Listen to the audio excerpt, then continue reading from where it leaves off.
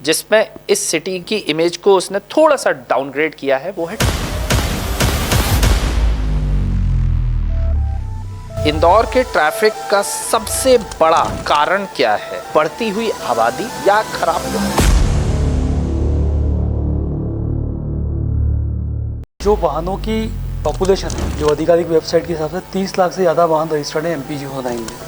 2200 kilometre लंबी सड़कें, वो सिर्फ 27,50,000 वाहनों को खड़ा कर सकती है उन सड़कों पर। ये मेट्रो इंदौर की सड़कों पर बाइक्स और कार की डेंसिटी को कम कर देगी। अगले कुछ सालों तक, मतलब 15 से 20 सालों तक मेट्रो लॉस में चलने वाली है। आपके हिसाब से एज ए एक्सपर्ट BRTS का टूटना वरदान साबित हुआ है या श्राप? जहाँ तक मुझे पता है कि सिर्फ 200 बसें चलाई गई थी BRTS के ऊपर, जबकि लगभग 2000 बसें चलनी चाहिए थी। ITMS के बारे में आप क्या बोलेंगे? इंटीग्रेटेड ट्रैफिक मैनेजमेंट सिस्टम लग गया है, हर जगह कैमरे लगे हुए हैं। इसको अगर AI के साथ इंटीग्रेट कर दिया जाए तो वो मनुष्य का बिहेवियर पढ़ सकता है। मतलब पॉलिसी बन तो जाती है, लेकिन उसे लागू करने में फिर इनके हाथ पैर फूल जाते हैं।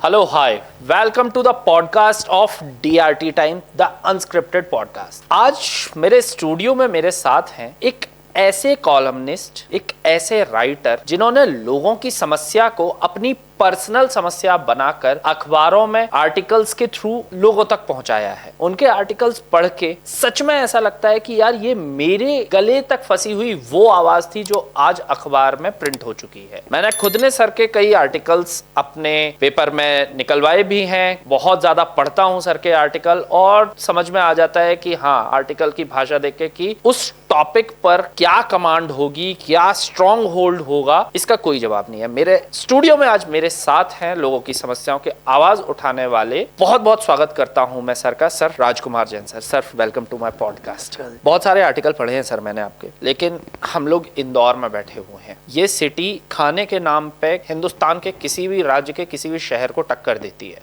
एक ऐसा पॉइंट है जहां पे ये सिटी के टक्कर में कोई भी सिटी नहीं आ सकती, वो है सफाई। लेकिन एक कॉमन इशू जिसमें इस सिटी ने की इमेज को उसने थोड़ा सा डाउनग्रेड किया है, वो है ट्रैफिक। इंदौर की जो रेपुटेशन यहाँ है हमारे दिमाग में, सब लोगों के दिमाग में, इवन हमारी कैपिटल में दिल्ली में इंदौर को एक रिस्पेक्ट की नजर से देखा जाता है। वहीं जब हम खुद जमीन पर उतरते हैं और ट्रैफिक को देखते हैं, तब ये लगता है यार कहाँ आ गए, कहाँ फंस गए। तो सर, आपकी राय क्या है कि इंदौर के ट्रैफिक का सबसे बड़ा कारण क्या है? बढ़ती हुई आबादी या खराब प्लानिंग? ये दोनों रीज़न तो किसी हद तक जिम्मेदार है ही, लेकिन जो मुझे समझ में आया है कुछ एनालिसिस डेटा को देखने के बाद, कि बढ़ती हुई वाहनों की आबादी, बेलगाम तरीके से बढ़ती हुई वाहनों की आबादी इसके लिए मुख्य रूप से जिम्मेदार है। अगर आप डेटा को देखें तो हमारे जो शहर की जो सड़कें हैं, जो डेटा अवेलेबल है उसके हिसाब से 2200 किलोमीटर लंबी सड़कें हैं जो शहर के अंदर की सड़कें।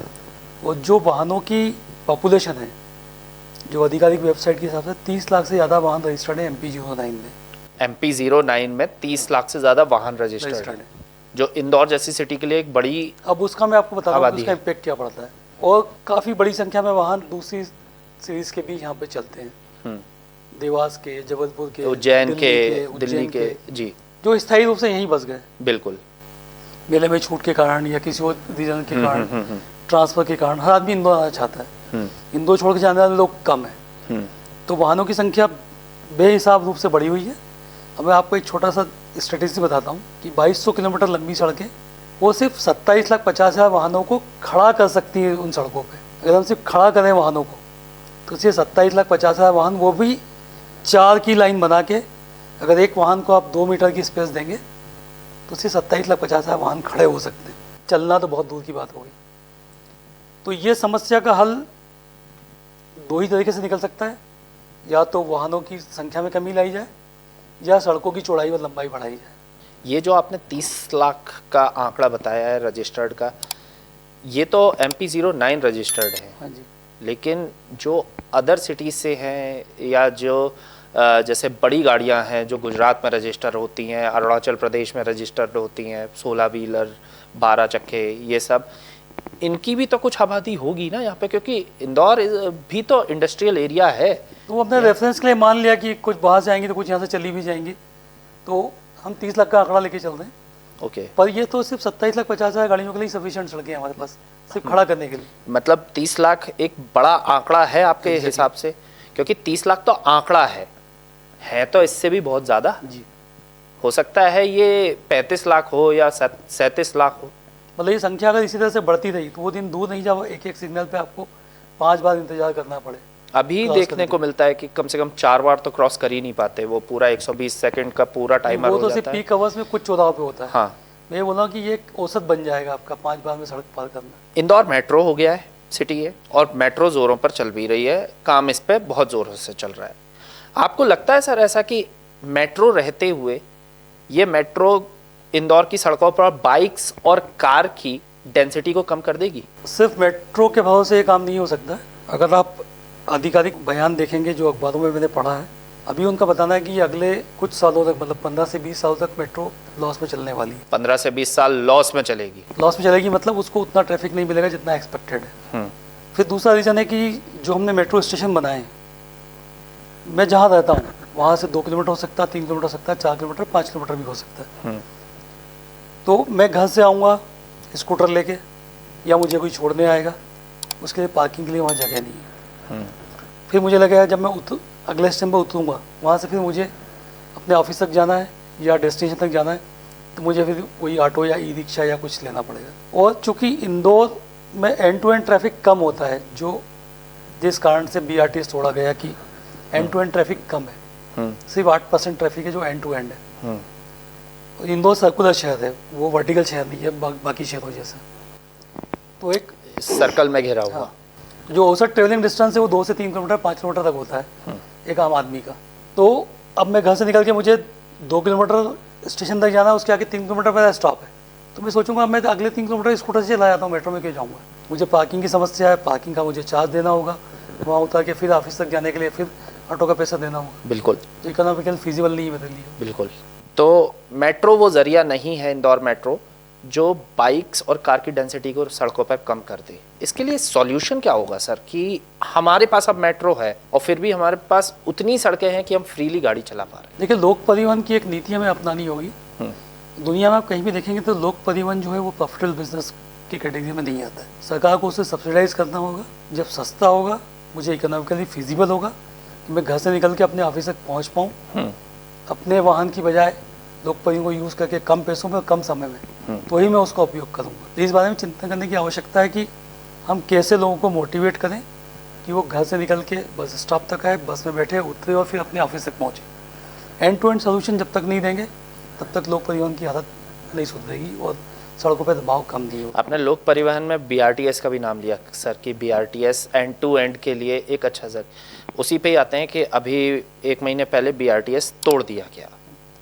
और मैं जब यहाँ शिफ्ट हुआ था मैंने देखा था कि BRTS एक बहुत अच्छा ज़रिया लगता था मुझे ट्रैवलिंग के लिए, उन लोगों के लिए जो ऑफिस और कॉलेजेस के लिए आ जा रहे हैं। आपके हिसाब से एज ए एक्सपर्ट BRTS का टूटना वरदान साबित हुआ है या श्राप? ये कहना बहुत जल्दबाजी होगी, पर मैं उसको दूसरे तरह से आंसर करने की कोशिश करता हूँ। मतलब मैं उस चीज़ का एक्सपर्ट नहीं हूँ, बट उसको एक आम आदमी के पर्सपेक्टिव से अगर मैं देखता हूँ तो जैसे अभी बात चल रही कि BRTS की जगह पे एलिवेटेड कॉरिडोर बनाना चाहिए, उसका शायद काम शुरू भी हो गया है। अब अगर end to end traffic BRTS में कम था, जैसा कि बताया गया कि 8% ट्रैफिक था, इसलिए उसको चलाना फिजिबल नहीं, उसको तोड़ देना उचित होगा, ये आंकड़े दिए गए और उसके आधार पे इसको तोड़ा गया। तो जब अगर ज़मीन पे, मतलब सड़क पे अगर 8% ट्रैफिक था तो एलिवेटेड करने से वो 8% से ज़्यादा कैसे हो जाएगा, ये एक आम आदमी की तरह मुझे समझ में नहीं आया।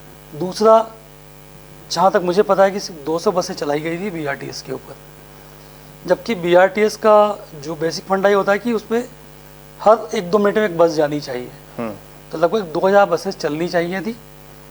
अब मेरे पास वो डेटा नहीं है कि वो 200 बसेस की ऑक्यूपेंसी कितनी थी, बट मैं जब भी निकलता मुझे बसें पूरी भरी हुई दिखाई देती। सर मैंने भी ये देखा है कि बसों में शायद पैर रखने की भी जगह नहीं होती थी, सीटें तो भरी जाती थी, जैसे ये रोडवेज की बसें होती हैं जो नॉर्मल बसेज होती है जिसमें खचाखच भरे जाते हैं लोग, भेड़ बकरियों की तरह लोग भरे होते थे, क्योंकि हर किसी को टाइम पे पहुंचना है। एग्जैक्टली। तो वो 200 बसें अगर आपने चलाई है तो आप सिर्फ 8% लोगों को ही कैरी कर रहे हो, तो 8% लोग ही जाएंगे। अगर 200 की 2000 बसेज होती, हो सकता है 8% की जगह 80% ऑक्यूपेंसी होती है उसकी, 80% लोग उसका उपयोग करते हैं और फिर शायद BRTS और ज़्यादा सक्सेसफुल भी होता। तो इसमें पॉलिसी मेकर के एग्जीक्यूशन में गलती रह गई कि वो शायद एक्सपेक्टेशन से उतनी बसेस चला ही नहीं पाए और फिर उन्होंने उसको किस चीज के लिए तोड़ा ये ना आप जानते हैं ना मैं जानता हूँ। BRTS इतनी बड़ी परियोजना लाने के पहले भी कोई सर्वे किया गया होगा जिसमें ऑक्यूपेंसी निकाली गई होगी। बिल्कुल, और कोई भी परियोजना लाई जाती है वो आज के लिए नहीं लाई जाती, वो आगे आने वाले 10-20 सालों के लिए लाई जाती है। Exactly. 2013 में लाए थे। किया ही गया होगा, बड़े बड़े कंसल्टेंट लोगों ने आकलन किया होगा कि कितनी ऑक्यूपेंसी आएगी, कितना चलेगा ये, उसके बाद ही इतना खर्च किया गया होगा। बिल्कुल। तो वो आकलन फेल क्यों हुआ, उसका रीजन ढूंढने की बजाय उसको हटा दिया, वो मेरी समझ में नहीं आया। एक चीज तो समझ में आई कि लोगों की वजह से तो फेल नहीं हुआ, पॉलिसी मेकर्स की गलती की वजह से फेल हुआ कि शायद वो उस चीज से उस हिसाब से एग्जीक्यूट नहीं कर पाए उस प्रोग्राम को। समस्या मुझे दिखाई पड़ रही, और अब उसका हल एलिवेटेड कॉरिडोर में क्यों ढूंढा जाता है ये भी समझ में नहीं आता। उसी जगह पे एलिवेटेड कॉरिडोर बनाने की बात चल रही है जहाँ पे BRTS था। अगर BRTS को ट्रैफिक नहीं मिला तो एलिवेटेड कॉरिडोर को ट्रैफिक कैसे मिलेगा, ये भी सोचने वाली बात है। नेक्स्ट क्वेश्चन की तरफ आते हैं सर। ITMS के बारे में आप क्या बोलेंगे? इंटीग्रेटेड ट्रैफिक मैनेजमेंट सिस्टम लग गया है, हर जगह कैमरे लगे हुए हैं, क्योंकि एज ए जर्नलिस्ट हम जब जानते हैं, लोगों से बात करते हैं, तब समझ आता है कि यार ये कैमरे तो सिर्फ चालान के लिए हैं, ये काम क्या कर रहे हैं, सिर्फ चालान कर दो, इनका चालान कर दो। तो क्या ITMS में ट्रैफिक को मैनेज करना नहीं आएगा क्या? देखिए ITMS बहुत एक अच्छी टेक्नोलॉजी है, इसको अगर AI के साथ इंटीग्रेट कर दिया जाए तो वो मनुष्य का बिहेवियर पढ़ सकता है कि ये आदमी सिग्नल तोड़ने वाला है, इसके हाव-भाव से लगता है कि सिग्नल तोड़ेगा। जैसे एक पुलिस वाला समझ जाता है देख के, बिल्कुल, कि ये तोड़ेगा, वो उसका इंतजार करता है कि तोड़ के आएगा तब उसको रोक के उसका चालान बनाता है। ऐसे ही ITMS भी उसको पहचान सकता है अपराध करने वाले को, ठीक है। और चालान बड़ी संख्या में बन रहे हैं क्योंकि बड़ी संख्या में लोग नियम तोड़ रहे हैं, लेकिन जो लग रहा है कि जैसे अभी मैंने पढ़ा था कि 22 करोड़ रुपए के चालान पेंडिंग है जिनकी वसूली नहीं हो पाई, तो मतलब वसूली तंत्र उतना स्ट्रांग नहीं बन पाया। अब चूंकि वसूली नहीं हो रही इसलिए लोगों पर डर नहीं बैठ रहा है। मेरे 20 साल बन चुके लेकिन मेरे से वसूलने कोई नहीं आया, मुझे लगता है ठीक है चलता है यार, इसका तो कोई फर्क ही नहीं पड़ता। तो टेक्नोलॉजी बहुत अच्छी है, इम्प्लीमेंटेशन उतना अच्छे से ढंग से नहीं हो पाता। मतलब पॉलिसी बन तो जाती है लेकिन उसे लागू करने में फिर इनके हाथ पैर फूल जाते हैं, कहीं कमी रह जाती है। 2 प्राइम लोकेशन है इंदौर की, एक राजवाड़ा और एक 56 दुकान, लेकिन यहाँ का ट्रैफिक सिस्टम देख के आदमी को उस जगह से निकलने की इच्छा मर गई है कि गाड़ी से तो निकलो ही नहीं, पैदल निकलना मुश्किल हो गया है यहाँ से लोगों का। क्या प्लान हो सकता है राजवाड़ा और 56 जैसी दुकानों के लिए? क्या मल्टी लेवल पार्किंग इसका सॉल्यूशन है या इसे नो व्हीकल जोन ही बनाया जाए? देखिए राजवाड़ा एक नाम सुनते ही सबके दिमाग में इंदौर आता है, राजवाड़ा में आइकॉन है इंदौर का। बिल्कुल। तो राजवाड़ा को जो एक अगेन फिर से एक आम नागरिक है, जो मुझे समझ में आता है, आप क्योंकि आम नागरिक की आवाज उठाते हो सर, उन आर्टिकल्स में मैंने अभी हमने राजकुमार जैन को नहीं सुना है, शायद उनके शब्दों में मैंने आम आदमी की आवाज, आम आदमी का रुदन सुना है कि वो रोया है जिस चीज के लिए, वो शायद राजकुमार जैन ने लिखा है उस अखबार में। तो राजवाड़ा को हमने एक व्यावसायिक केंद्र के रूप में विकास करने की कोशिश की जा रही है अभी तक इतने सालों से कि हम उसको, अब लेकिन चूंकि इंदौर इतना बड़ा हो गया है, व्यावसायिक केंद्र अलग अलग जगह बहुत सारे बन चुके हैं, तो राजवाड़ा को हमें व्यावसायिक केंद्र की बजाय हमें पर्यटन केंद्र के रूप में विकसित करने के लिए काम करना चाहिए। जैसे अनेक देशों में, हमारे देश में भी बहुत सारी जगह होती है जहाँ पे वो सिर्फ पर्यटन के लिए केंद्र होता है कि वहाँ लोग उसको देखने जाते हैं, वहाँ पे कुछ खरीदने नहीं जाते।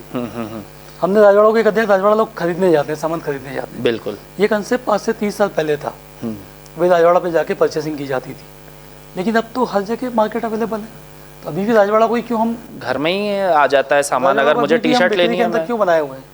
तो क्या प्लान होना चाहिए राजवाड़े के एक आइकन की तरह, जैसे हम आजकल ये कि सुनने में आता है कॉरिडोर्स, यस, जैसे उज्जैन में बना महाकाल कॉरिडोर, ऐसे ही राजवाड़ा को भी एक कॉरिडोर बनाना चाहिए जहाँ पे तो न रहेगा दुकानें, न रहेगा ट्रैफिक, समस्या खत्म। तो उन दुकानों को दूसरी जगह शिफ्ट करके उस एरिया को बिल्कुल नो व्हीकल जोन बना के, या फिर उस एरिया को पूरा खाली करके जो सर्कुलर है राजवाड़े का रीस्टोर करके पर्यटन केंद्र के रूप में बनाया जाएगा, तो देश विदेश में इसकी ख्याति होगी। और अभी इंदौर को एज ए टूरिस्ट सिटी नहीं माना जाता है, टूरिस्ट बहुत कम आते हैं, विदेशी टूरिस्ट तो हेरिटेज सिटी नहीं है ये, एग्जैक्टली। अगर राजवाड़ा की ठीक ढंग से मार्केटिंग करके इसको पर्यटन केंद्र बनाया जाए तो मुझे नहीं लगता कि ये किसी को पीछे नहीं छोड़ पाएगा, बहुत ऊपर इसका नाम होगा देश विदेश सब जगह। बिल्कुल, क्योंकि यहाँ आने वाला टूरिस्ट या तो उज्जैन चला जाता है या ओंकारेश्वर चला जाता है या आसपास इंदौर के 40 किलोमीटर के एरिया में जाना पाओ है और मांडव है, ऐसी जगहों पे जाना चाहता है। इंदौर सेंटर में कुछ भी नहीं दिखता है, तो इसके लिए एक टूरिस्ट स्पेस जो है होनी चाहिए, टूरिस्ट प्लेस, वो राजवाड़ा मतलब बनाया जा सकता है, वहां से दुकानों को हटा के। किसी भी शहर देखें, दुनिया का कोई भी शहर देखें, सिंगापुर देखें, हांगकांग देखें, चाइना में देखें, उस शहर का जो आइकन होता है उसको व्यवसायिक केंद्र की तरह नहीं बनाया जाता है, उसको पर्यटन केंद्र के रूप में बनाया जाता है। हम लोग इसको सिर्फ व्यवसायिक केंद्र बनाने के पीछे लगे, दुकानें हटा दो, दुकानें दे दो, दुकानें लगा दो, दुकानें बना दो, एक जैसा मार्केट बना दो, सिर्फ मार्केट ही करते जाते हैं, क्योंकि जरूरत ही नहीं वहाँ मार्केट रखने की है। ओके, नेक्स्ट क्वेश्चन की तरफ आते हैं। वैसे तो ये बहुत आपने मेरे दिमाग में एक सपना जैसा बो दिया है कि मैं इमेजिन कर पा रहा हूँ कि राजवाड़ा के आसपास कोई नहीं दिख रहा है, सिर्फ वो एक टूरिस्ट प्लेस की तरह वहाँ टूरिस्ट दिख रहे हैं जो राजवाड़ा की खूबसूरती, उसकी हिस्टोरिक स्टोरीज को सुन रहे हैं और देख रहे हैं। काश ऐसा जल्दी हो पाए। आसपास इतनी सारी बिल्डिंग है पुरानी, हाँ, जिनकी पहचान खत्म हो गई है, होर्डिंग बोर्ड्स लगा लगा के पता भी नहीं कि कितनी हिस्टोरिक। प्रशांत होटल है, शिवविलास पैलेस है, ये सब हेरिटेज बिल्डिंग। ओके, मतलब पूरा एक कॉरिडोर बन जाएगा तो लोग उसको देखने आएंगे और उसके लिए टिकट देके आएंगे, पैसा देंगे, रेवेन्यू बढ़ेगा, समस्या दूर। नेक्स्ट क्वेश्चन की तरफ बढ़ते हैं सर। ई रिक्शा, टिर्री या बैटरी रिक्शा जो भी बोलो, इसमें ये किसी ज़माने में एक बहुत ही सुविधाजनक व्हीकल था लोगों के आने जाने के लिए, अब ये सिरदर्द बन गया है। इतना ट्रैफिक होता है इसके कारण, इतना ट्रैफिक होता है कि कभी कभी तो कोई जो बोलते हैं वो हरियाणवी लैंग्वेज में, जाटो वाली भाषा में, कि मन करता है कि इनको तो रौंद के निकल जाओ कि कुछ ऐसा मिल जाए। इसका क्या सॉल्यूशन है कि सर इनके लिए कोई फिक्स रूट ही नहीं है, ये कहीं पे भी घुस जाते हैं, कहीं से भी मुड़ जाते हैं, जाते हुए एकदम से यू टर्न ले लेते हैं, इनसे एक्सीडेंट्स भी हो रहे हैं, इनके लिए क्या सॉल्यूशन निकालोगे आप? देखिए, ई रिक्शा को जो है ना बहुत गलत ढंग से प्रेजेंट किया गया है। ई रिक्शा क्यों लाए गए थे? एक तो पोल्यूशन कम होगा, दूसरे लोगों को, एक आम जनता को सस्ता यातायात का सुलभ होगा, बिल्कुल, जिसमें वो बड़ी हद तक सक्सेसफुल रहे। आज कहीं भी आप देखेंगे जो एक नॉर्मल रेट है 5 रुपये 10 रुपये, आपको 5 रुपये तो वो आपसे कुछ नहीं पूछता, आप बैठ जाओ, जहाँ मर्जी उतर जाओ। इतना सस्ता और कोई सोल्यूशन उपलब्ध नहीं है। बिल्कुल, क्योंकि फ्यूल तो आसमान छू रहा है रेट। तो एक आम जनता के लिए वो बहुत बड़ी सुविधा है। अब वो सुविधा असुविधा में क्यों बदली? क्योंकि उसको रेगुलेट नहीं किया। फिर से वही पॉलिसी मेकर की कमी, शायद काम में आलस बोले इसको, या बोले कि या उन्हें इमेजिन नहीं था कि इतनी बड़ी संख्या में ये आ जाएंगे। हाँ, ये भी हो सकता है कि इतना सारा ई रिक्शा नहीं देखने को मिलेगा। इतनी बड़ी संख्या में आने के बाद भी और आते जा रहे हैं, यानी उन्हें बिजनेस मिल रहा है। बिल्कुल, लोगों को जरूरत है। ई रिक्शा खाली आपको बहुत कम मिलेगा, बल्कि सुनने मारा कि उसमें ओवरलोडिंग हो रही है। ओवरलोडिंग, 6 लोग बैठ रहे हैं, 8 लोग बिठाते हैं, 2 आगे आ जाते हैं, बीच में ड्राइवर दब जाता है। जनता के हिसाब से देखा जाए, पॉपुलेशन के हिसाब से, तभी भी संख्या कम है, ज़्यादा नहीं है। बिल्कुल, क्यों 8 लोग बैठे जाते हैं उसमें? क्योंकि संख्या कम है। तो ये एक मिथ है कि ई रिक्शा एक अभिशाप है, या उसके बारे में बुरा बोला जाता है, उनके चलाने वालों के बारे में बुरा बोला जाता है। लेकिन हाँ, जो सड़कों की हमारी जो हमने बात की थी, चौड़ाई और लंबाई की, उसके हिसाब से ये समस्या जरूर है। अब उस समस्या का जो हमने जितनी बातें की, उन समस्या को हल है लोक परिवहन। दुनिया के जितने सक्सेसफुल पब्लिक कन्वेंसेस हैं, जो बड़े शहर है, लंदन हो, चाहे इटली के शहर हो, चाहे चाइना के शहर हो, चाहे अमेरिका के शहर हो, लोक परिवहन वहाँ पे बहुत अच्छे से उपलब्ध है। लोग उसका उपयोग भी करते हैं क्योंकि वो एंड टू एंड सोल्यूशन देता है। अब हमारे एंड टू एंड सोल्यूशन कैसे मिलेगा? जैसे मैं विजयनगर में रहता हूँ, मेरी मेन रोड कौन सी है? सयाजी के सामने। बिल्कुल, एबी रोड जैसे लोक परिवहन मुझे वहाँ से मिलेगा, सयाजी के सामने रोड से, बिल्कुल, MR10 से। बिल्कुल। अब मैं रहता हूँ 4 किलोमीटर अंदर, अब मैं 4 किलोमीटर कैसे आऊँगा वहाँ तक? तो e rickshaw is the solution for that. E rickshaw को बजाय उन सड़कों पे चलाने की जहाँ पे लोक परिवहन चलता है, वहाँ उसको पूरी तरह बैन कर देना चाहिए। उनको कटौती के अंदर जगह देनी चाहिए। सरकार को कोई एक ऐप बनाना चाहिए जिससे मुझे ऑफिस जाना है, 10 बजे ऑफिस पहुँचना है, 9 बजे मैंने उसको कॉल किया, वो आएगा, मुझे घर से लेगा, बस स्टॉप पे छोड़ेगा। बस स्टॉप पे बस में बैठ के मैं फिर से बुक कर दूँगा, जहाँ मैं उतरूँगा वहाँ से दूसरा ई रिक्शा लूँगा, अपने ऑफिस पहुँच जाऊँगा। टोटल कॉस्ट मेरी आई 10-20 और बस का टिकट। बिल्कुल, रेवेन्यू भी जनरेट हो रहा है। 10 रुपये, हाँ, वो भी रेवेन्यू जनरेट हो रहा है। 30 और 30-60 रुपये मेरा दिन भर का काम होता है। इसी को अगर सरकार मंथली पास में कन्वर्ट कर दे, ईयरली पास में कन्वर्ट कर दे, यह एक सिंगल पास स्कीम होती है, जैसे $1 पर डे, पूरी दुनिया में ये स्कीम चलती है। बिल्कुल, ऐसे हमारे यहाँ कर देगी 50 रुपये पर डे, या 30 रुपये पर डे, या 25 रुपये पर डे, कि उस एक पास में ले लें, उस दिन भर किसी भी पब्लिक ट्रांसपोर्ट का उपयोग कर सकूँ, इंक्लूडिंग ई रिक्शा। ओके, तो कितनी बड़ी अच्छा, हम लोग हमेशा फाइनेंशियल एनालिसिस में घुस जाते हैं, इकोनॉमिक इम्पैक्ट पर नहीं जाते हैं हम। इकोनॉमी और फाइनेंस 2 अलग अलग चीज़ें हैं। हम वहाँ सब प्रॉफिटेबिलिटी देखते हैं कि इस परियोजना का प्रॉफिटेबिलिटी क्या है, उसका शहर पे या देश पे या प्रदेश पे इकोनॉमिक इम्पैक्ट क्या पड़े। शायद इसीलिए पॉलिसी मेकर किसी भी पॉलिसी को एग्जीक्यूट करने में पीछे रह जाते हैं या नहीं कर पाते या लेट हो जाते हैं, क्योंकि सबसे अब अगर आज आप पहले देखें- माइंडसेट ही वही है कि इसका प्रॉफिट व्यापारियों पे क्या पड़ेगा, जनता पे क्या पड़ेगा, सरकार को कितना मिलेगा, डिपार्टमेंट को कितना मिलेगा, वो सबसे पहले प्रॉफिट देखने लग जाते अगर हैं। आज इसका इम्पैक्ट देखें आप, इकोनॉमिक इम्पैक्ट, तो एक तो मैं स्ट्रेस फ्री हुआ, बिल्कुल मुझे सोल्यूशन मिल गया, बिल्कुल मुझे भागदौड़ नहीं करनी, बिल्कुल मैं अपनी गाड़ी नहीं निकालता, बिल्कुल अपनी गाड़ी नहीं निकालता हूँ, सड़कों पे कंजेशन कम होता है। बिल्कुल फ्यूल, आज पूरी दुनिया तेल के पीछे लगी हुई है। बिल्कुल अगर हम 1% भी तेल बचा पाए इस स्कीम से, तो इतना बड़ा इकोनॉमिक इम्पैक्ट आएगा जो ये सारे खर्चों को बराबर कर देगा। सही कह रहे हैं सर। नंबर 2, हेल्थ पे इम्पैक्ट।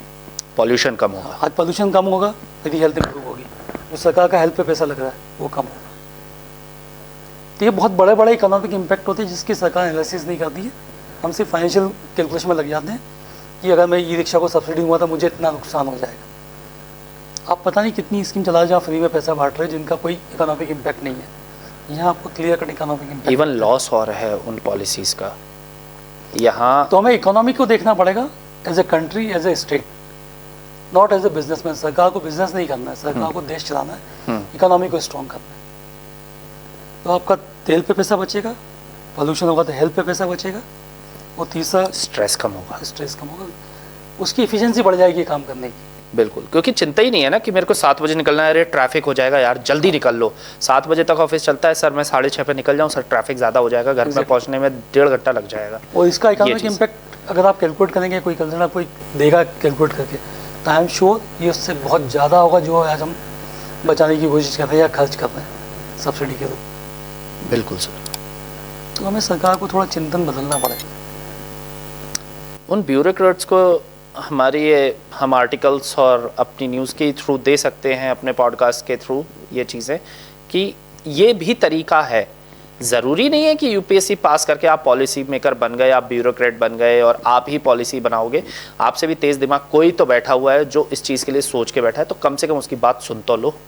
तो ये थोड़ा सा उन लोगों को अपने माइंडसेट में चेंज लाना पड़ेगा। करके देखो, मे बी शायद लोग हो जाए। अच्छे हैं, अच्छे दिमाग वाले लोग हैं, IIT IIM से पढ़े हुए लोग हैं, सब कुछ उनको आता है, पर कहीं ना कहीं मिस हो जाती है चीज़। मतलब एक जो राजनीतिक नेतृत्व और जो ब्यूरोक्रेसी दोनों साथ में मिलके कुछ बड़ा नहीं सोच पा रहे हैं। वो वाली सोच आ गई है ना, अच्छा तू मुझे सिखाएगा, मैंने यूपीएससी पास कर लिया, तू सिखाएगा मुझे। मुझे ये भी नहीं लगता, मुझे लगता है कि स्टेबिलिटी की कमी है कि आज मैं सिर्फ 1 साल के लिए आया हूँ तो मैं कहाँ लॉन्ग टर्म प्रोजेक्ट पर दिमाग लगाऊँ। हाँ, ये भी हो सकता है जो आज mindset. Short term project complete करूँ, अपना नंबर बढ़ाऊँ, अपनी रैंकिंग बढ़ाऊँ और आगे निकलूँ। बिल्कुल। जनप्रतिनिधि सोचता है कि भाई मैं 5 साल के लिए आया हूँ सरकार में, मंत्री बनाऊँ, पता नहीं अगले टर्म में मंत्री बनूँ या नहीं बनूँ, तो 5 साल में जो काम हो सकता है वो करूँ ताकि मुझे फिर से वोट मिले। बट हमें ऑप्टिमाइज करना पड़ेगा, शॉर्ट टर्म गोल और लॉन्ग टर्म गोल को दोनों को साथ में लेकर चलना चाहिए। बिल्कुल। ये जो फ्लाईओवर बन रहे हैं, आपने शॉर्ट टर्म और लॉन्ग टर्म की बात करी सर, ये जो फ्लाईओवर्स बन रहे हैं, जैसे भंवर कुआं पे बन रहा है, फूटी कोटी पे बन रहा है, ऐसे सत्य साई पे बन रहा है, फ्लाईओवर्स बन रहे हैं, फ्लाईओवर बहुत हर दिन डेली के हम 4 पेज तो पढ़ ही रहे हैं फ्लाईओवर को लेके। फ्लाई आपको लगता है कि ये फ्लाईओवर वाकई में ट्रैफिक जाम की प्रॉब्लम को ख़त्म करेंगे, या फिर हमें एक्चुअली रीडिज़ाइन करना पड़ेगा उन चौराहों को जिससे ट्रैफिक व्यवस्था सुधर पाए? देखिए, जो ट्रैफिक में 3 ही होते हैं, engineering, enforcement, education. Engineering, enforcement and education. Okay, ठीक है। इंजीनियरिंग हम देख रहे हैं हम कितनी बुरी तरह फेल हो रहे हैं इंजीनियरिंग में। तो सिटी प्लानर जो एक होता है वो मिसिंग होता है हमारी इस कड़ी में। ट्रैफिक इंजीनियर और सिटी प्लानर एक स्थायी पद होना चाहिए सिटी प्लानर का, जो इस सिटी के साथ जुड़ा रहे, वो इस शहर को छोड़ के ना जाए कभी भी। जैसे दिल्ली को डिज़ाइन किया था लुटियंस ने, तो वो एक सिटी प्लानर थे। चंडीगढ़ को भी किसी सिटी प्लानर की पोस्ट स्थायी होनी चाहिए। बिल्कुल, कि वो उसका पूरा जीवन इस सिटी के प्रति समर्पित होगा, वो सिटी को प्लान करेगा, वो इंदौर छोड़ के नहीं जाएगा, उसका प्रमोशन उसी ग्रेड में होता रहेगा कि वो आज जूनियर सिटी प्लानर था, सीनियर सिटी प्लानर हो गया, बड़ा सिटी प्लानर हो गया, जो भी उसमें रैंकिंग वो मुझे नहीं पता क्या होती। बट सिटी प्लानर एक स्थायी होना चाहिए, या कम से कम एक बड़े टेन्योर के लिए होना चाहिए, 5 से 10 साल एक आदमी को होना चाहिए जो विजन देख सके, समझ सके। बिल्कुल। जैसे हम देखें, ये हमारा यशवंत सागर बना था, उसने 100 साल तक इंदौर को पानी पिलाया। हम नर्मदा का पहला फेज लाया, दूसरा लाया, तीसरा लाया, चौथा लाने की तैयारी चल रही है। यशवंत सागर से ही नहीं, पहला ही फेज हम उतना बड़ा क्यों नहीं लाया, क्या चौथा फेज नहीं लाना पड़ता? ओके। यशवंत सागर ने 100 साल साथ दिया, बिल्कुल। नर्मदा के पहले फेज ने बहुत कम समय साथ दिया, दूसरा तीसरा चौथे फेज की बात चल रही है। तो हम ऐसी प्लानिंग क्यों नहीं कर पाते जो 50 साल की प्लानिंग हो, क्योंकि प्लानर नहीं है हमारे पास। फिर ट्रैफिक में इंजीनियर नहीं है, ट्रैफिक इंजीनियर की पोस्ट ही नहीं है हमारे यहाँ पे, अगर है तो भरी हुई नहीं है। ट्रैफिक इंजीनियर आपको याद नहीं होगा कि हमारे यहाँ कोई ट्रैफिक इंजीनियर है। मैंने टर्म आपके मुंह से पहली बार सुनी है सर। जो सारे डिपार्टमेंट कोऑर्डिनेट करके ट्रैफिक इंजीनियरिंग को इम्प्रूव कर। फिर दूसरा हो गया इन्फोर्समेंट। इन्फोर्समेंट की बात आती है तो यातायात पुलिस का बोलना होता है कि हमारे पास बल की कमी है। हाँ, इंदौर में तो सिर्फ 600 ही लोग कमांड कर रहे हैं पूरे इंदौर को। जो 2000 चाहिए कम से कम। 2000 कम से कम होने चाहिए, वो 600 हैं। फिर तीसरा आ गया एजुकेशन। अब चूंकि मैं बचपन से देखते आया कि मेरे पिताजी नियम तोड़ते हैं तो मैं भी तोड़ने लगा। मेरे मन में वो भाव आया ही नहीं कि मैं कुछ गलत काम कर रहा हूँ। हमारे यहाँ बचपन से सिखाया जाता है झूठ बोलना पाप है, चोरी करना पाप है, ठीक है, सिखाया जाता है। उसको पाप कोई समझता नहीं है। हम दिन में, एक आम आदमी दिन में 50 झूठ बोलता है, लेकिन झूठ बोलते पकड़ा जाता है, झेप जाता है, सफाई देने लगता है। बिल्कुल कि नहीं वो ऐसा नहीं, मेरा मतलब ये नहीं था, मेरा मतलब वो था। बिल्कुल। लेकिन यातायात नियम तोड़ते आप किसी को रोकेंगे तो वो आप पे लड़ने लगेगा। होता है। उसके मन में भाव आया ही नहीं कि वो यातायात नियम तोड़ के कोई गलती करता है। मासूम है, उसको किसी ने सिखाया नहीं कि यातायात नियम तोड़ना गलत है। बिल्कुल। अब उसका इम्पैक्ट क्या है, वो किसी की जान जा सकती है, मेरी जान जा सकती है, या खुद की भी तो जाएगी। वही मेरी जा सकती है, मेरे कारण किसी और की जा सकती है। हाँ। वो भाव उसके मन में कभी आया ही नहीं। तो ये एजुकेशन की कमी है। अच्छा, किसी से पूछोगे बोले ये स्कूल का काम है सिखाना। स्कूल बच्चा कब जाता है? 3 साल की उम्र में। 3 साल तक तो घर में। तो एक छोटा बच्चा, शिशु 3 साल तक बहुत कुछ सीख चुका होता है, उसका दिमाग प्रोग्राम हो चुका होता है। बिल्कुल। पिता के साथ जा रहा है, अगर वो बाइक पर टंकी पे आगे बैठा हुआ है तो उसने भी तो हेलमेट नहीं लगाया हुआ, बच्चे में जान तो है ही। कार वाले की भी बात करिए। कार वाले की, टू व्हीलर की गलती हाँ, नहीं है। कार वाला भी आगे बेल्ट नहीं लगाया, आगे वाली सीट पर बिठाया, या नशा करके कार चला रहा हूँ, या नियम तोड़ रहा हूँ, इधर से इधर झिक गाड़ी चला रहा हूँ। बच्चा ऑब्जर्व कर रहा है। 3 साल की उम्र तक बहुत कुछ सीख चुका होता है। तो हम अपनी समस्या को स्कूल पर ढोल देते हैं कि स्कूल का काम है सिखाना बच्चों को नियम। बिल्कुल। अब मैं खुद नियम तोड़ रहा हूँ, मेरा बच्चा कैसे स्कूल से सीख के आएगा? स्कूल से सीख के भी आया। एक और आपको चीज़ बताऊँ, बहुत मज़ेदार चीज़ बताता हूँ। बच्चे को छोड़ने जाते हैं बस स्टॉप पे, आने का रास्ता और जाने का रास्ता एक ही होता है। बिल्कुल। 100% केसेस में। इसका मतलब क्या हुआ? एक बार मैं रॉन्ग साइड आया, दिन में 2 बार मैं रॉन्ग साइड आता हूँ बच्चे को लेके। बिल्कुल। बच्चा वही देख रहा सीख रहा है। कैसे सुधरे? जब तक हम ना सुधरेंगे, पेरेंट्स ना सुधरेंगे, तब तक बच्चे को सुधारने की उम्मीद नहीं कर सकते। आपने एजुकेशन की बात करी सर, इस पॉडकास्ट को कंक्लूड करते हैं आखिरी क्वेश्चन के साथ, शिक्षा पे ही लेते हैं कि हाँ, बच्चा 3 साल तक बहुत कुछ चीज़ें सीख चुका होता है, लेकिन जो हम गलती किसी पे ढोल रहे हैं, किसी पे गिरा रहे हैं कि हाँ स्कूल की गलती है, स्कूल की गलती है, बट आप भी स्कूल पढ़े हैं सर, मैं भी स्कूल पढ़ा हूँ। हमें बेसिक ट्रैफिक रूल सिर्फ इतना पढ़ाया गया है कि रेड लाइट पर रुक जाओ, येलो पे देख के चलो और ग्रीन पे जाओ। उसके अलावा कुछ स्कूल लेवल पे ये नहीं बताया कि हेलमेट क्यों ज़रूरी होता है, व्हीकल की सेफ्टी कितनी ज़रूरी हो, खुद की सेफ्टी के लिए क्या क्या करना चाहिए, respect the policeman, respect the traffic police. आप ही नहीं बोला कि ट्रैफिक पुलिस वाला अगर दिख जाता है तो हम उसको हप्पे करके निकल जाते हैं या उससे लड़ने लग जाते हैं, जबकि वो हमारी जान की परवाह कर रहा है। हम नहीं कर रहे, वो कर रहा है। ये अभी भी सर स्कूलों में नहीं बताया जा रहा है कि बहुत बेसिक चीज़ है। कहीं ना कहीं तो हमारे माता पिता, हमारे पूर्वज ये सही थे कि ये चीज़ें तो स्कूल सिखाएगी। क्या ये सही है कि सिखाना चाहिए? जैसे नैतिक शिक्षा है, मोरल साइंस, बाप है, झूठ बोलना पाप है, ये कौन सिखाता है? बिल्कुल। घर में माता पिता सिखाते हैं, अभिभावक सिखाते हैं। हाँ। स्कूल भी सिखाता है, स्कूल में भी नैतिक शिक्षा का पार्ट होता है। वो एक कॉम्प्लीमेंट करता है उसको, लेकिन अगर बेस ही गायब है तो कॉम्प्लीमेंट किसको करेगा? तो ये बेस स्कूल में मतलब नहीं बन सकता है फिर कि अगर एक नए तरीके से माइंड। जब मैं बच्चे को लेने जा रहा हूँ, मैं रॉन्ग साइड आता हूँ, या छोड़ने जा रहा हूँ तो रॉन्ग साइड आता हूँ, मैं लाल बत्ती क्रॉस कर रहा हूँ बच्चे को साथ में बैठा के, तो जो स्कूल से सीख के आया है वो तो भूल जाएगा ना। वो उसके लिए तो माता पिता भगवान होते हैं। माता पिता जो कर रहे हैं वो सही है। बिल्कुल। तो मुझे जब तक मैं अपने आप को नहीं सुधारूंगा, तो चाहे स्कूल हो, चाहे उसके ऊपर दंड लग जाए, चाहे वो जेल चला जाए, वो नहीं सुधरेगा। उसका दिमाग प्रोग्राम हो गया, उसके मन में भाव ही नहीं आया कि ऐसा करना गलत होता है, क्योंकि मेरे माता पिता कर रहे हैं, जो मेरे भगवान है। ये बहुत गहरी बात है। बिल्कुल। लेकिन इसके बारे में कोई सोचना नहीं चाहता है। हर कोई इससे कन्नी काटता है इस सवाल से, क्योंकि सबको सुविधा चाहिए कि मेरे को निकलना तो मैं ये डिवाइडर को तोड़ के शॉर्टकट से निकल जाऊँगा। मैं आपको बताता हूँ, मैं एक जगह रहता था, वहाँ पर ये बोला जाता था भाई साहब वहाँ तक आना, वहाँ पे एक कट आएगा, उससे आप रॉन्ग साइड आ जाना, वो थोड़ा सा आगे आके राइट टर्न लेना, अंदर आ जाना। उस बोलने वाले कि वो रॉन्ग साइड ही राइट साइड है, उसका दिमाग ट्यून हो गया कि वो रॉन्ग साइड ही राइट साइड है। वो रॉन्ग साइड को समझा ही नहीं कि उसमें रॉन्ग मतलब वो गलत है। हाँ। लेकिन वो रॉन्ग साइड को एज ए लैंडमार्क बना दिया गया कि रॉन्ग साइड से आपको यूटर्न लेके आना है। जब तक ये भाव नहीं बदलेगा, मतलब मैं एक और अभियान चलाता हूँ कि यातायात, हमारे यहाँ 16 संस्कार होते हैं, गर्भाधान से लेकर अंतिम संस्कार तक। जब ये संस्कार बनाए गए थे वैदिक काल में, तब ट्रैफिक की समस्या नहीं थी, क्योंकि तब ईंधन चालित गाड़ी नहीं थी उस समय। अगर उस समय ये गाड़ियाँ होती तो ये 17वां संस्कार यातायात नियम पालन संस्कार भी होता। बिल्कुल। जो बच्चे को दिया जाता नामकरण संस्कार होता है, उसके साथ उसको ये संस्कार भी दिया जाता कि यातायात नियम पालन करना है। और ये इसका इम्पैक्ट क्या है, ये किसी की जान ले सकता है या खुद की जान ले सकता है। इसका इम्पैक्ट इतना बड़ा है, ये जान से जुड़ा हुआ सब्जेक्ट है। उसके बाद हम, हमारा शास्त्र वास्त्र सब कुछ मौन है, उसके बाद कोई बात नहीं करता उस बारे में। 20 लोग प्रति घंटा मरते हैं हमारे देश में। 20 लोग प्रति घंटे? हाँ, ये आधिकारिक आंकड़ा है। एक्सीडेंट्स में, सड़क एक्सीडेंट में, उसमें 80% नियमों के उल्लंघन के कारण मरते हैं। ये आंकड़ा कोरोना से भी बड़ा है। कोरोना से लड़ने में हमने हज़ारों करोड़ रुपए खर्च किए, लेकिन इतनी बड़ी समस्या लड़ने के लिए हम क्या खर्च कर रहे हैं? बजट ही नहीं है, बल की कमी है, संसाधन की कमी है। और ये विश्वव्यापी समस्या है। पूरी दुनिया में अपघातिक मौत से मरने वालों का सबसे बड़ा कारण ट्रैफिक एक्सीडेंट। कोई महामारी ने इतने लोग नहीं मारे जितने ट्रैफिक मार रहा है, सड़क दुर्घटना मार रही है। उसका 80% कारण है नियमों की अवहेलना। उसके पीछे कारण है कि मैं बचपन से वही देखते आया हूँ, नियम तोड़ते हुए देखते आया हूँ अपने अभिभावकों को। तो ये बोलने में शर्म नहीं आनी चाहिए कि ट्रैफिक को महामारी हम इंसानों ने ही बना दिया। सर, जाते जाते बहुत अच्छा लगा, बहुत सारे डाउट आपने क्लियर किए, बहुत सारे आंकड़े।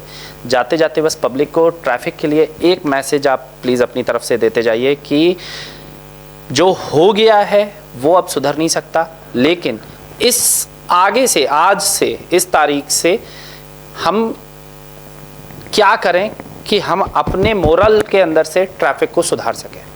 देखिए, जो ट्रैफिक नियम है ये कोई कानून नहीं है। जैसे चोरी के खिलाफ कोई कानून है, हत्या के खिलाफ कोई कानून है, ये कानून नहीं है। ये ईजाद क्यों, ये चलन में क्यों आए थे? जब पहली गाड़ी आई उसमें ब्रेक नहीं था, बस धीरे धीरे गाड़ियों की संख्या बढ़ने लगी, गाड़ियाँ टकराने लगी, तो उसके लिए नियम बनाए गए। तो ये हमारी सुरक्षा के लिए बने नियम है। जैसे ठंड में माँ बोलती बेटा स्वेटर पहन के जा, बिल्कुल। बरसात में पिताजी बोलते हैं रेनकोट लेके जा, बिल्कुल। वैसे ही ये नियम पालने हमें अपनी सुरक्षा के लिए, ये इस भाव से नहीं पालने कि मुझे पुलिस से बचना है या चालान से बनना है। ये मेरी अपनी सुरक्षा के लिए बने नियम है जिसका मुझे पालन करना है। इतनी सिंपल सी बात है, बिल्कुल। ये कोई टेक्नोलॉजी नहीं है, कोई साइंस नहीं है, कुछ भी नहीं है। ये सिर्फ एक भाव की बात है।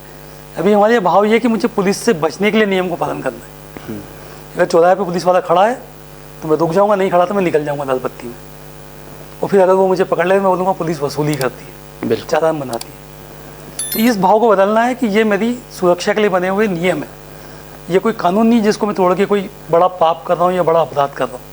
ये मैं खुद के प्रति अपराध कर रहा हूँ इस नियम को अवहेलना करके। बस यही भाव आपको लाना है कि आप इसको सुरक्षा के भाव से अपनाइए।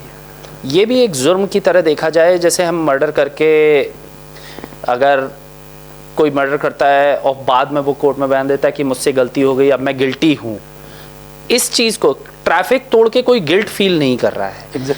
सबसे पहले हमारे अंदर वो हमें गिल्ट लाना पड़ेगा, हमारे बच्चों के लिए हमारे अंदर खुद को ये गिल्ट देखना पड़ेगा कि हाँ हमने गलती की है और ये आइंदा से नहीं होनी चाहिए। अगर मैं किसी मजबूरी की वजह से आज बिना हेलमेट के निकल गया हूँ तो अब से ऐसी गलती नहीं होगी, ये गिल्ट हमारे अंदर लाना पड़ेगा। तभी एक हम अच्छी सोसाइटी, अच्छा मैनेज ट्रैफिक, लंदन, यूके, इन सब कंट्रीज जैसा एक मैनेज ट्रैफिक बना पाएंगे, जिससे कल को हमें ही प्रॉब्लम नहीं होगी कि अगर हमें इमरजेंसी में कहीं निकलना है तो हम ना फंस जाएं उस ट्रैफिक में। बाकी सर ने बहुत सारे डाउट क्लियर किए हैं, बहुत अच्छा लगा मुझे पॉडकास्ट के लिए। ट्रैफिक एक नेवर एंडिंग टॉपिक है, मैं सर को फिर बुलाऊंगा स्टूडियो में, सर फिर नए आंकड़ों के साथ, नए टॉपिक्स के साथ आपके सामने मुखातिब होंगे। तब तक के लिए जुड़े रहे राजीव टाइम्स के साथ। और सर बहुत बहुत धन्यवाद सर आपका, आपने बुलाया, बोलने का मौका दिया, जनता से संवाद करने का मौका दिया, इसके लिए आपका आभार। बस सर ये हमारा आभार कि आप हमारे यहाँ आए। बाकी आपके आर्टिकल्स, आप कोई भी पेपर उठाएंगे सर के आर्टिकल्स आपको मिल सकते हैं। सर का सोशल मीडिया पेज पे आप सर को फॉलो कर सकते हैं। अरे ओ भैया, हैशटैग अरे ओ भैया सर को फॉलो कीजिए और जागरूक रहिए, बस एक अच्छे हिंदुस्तानी बनिए। Thank you.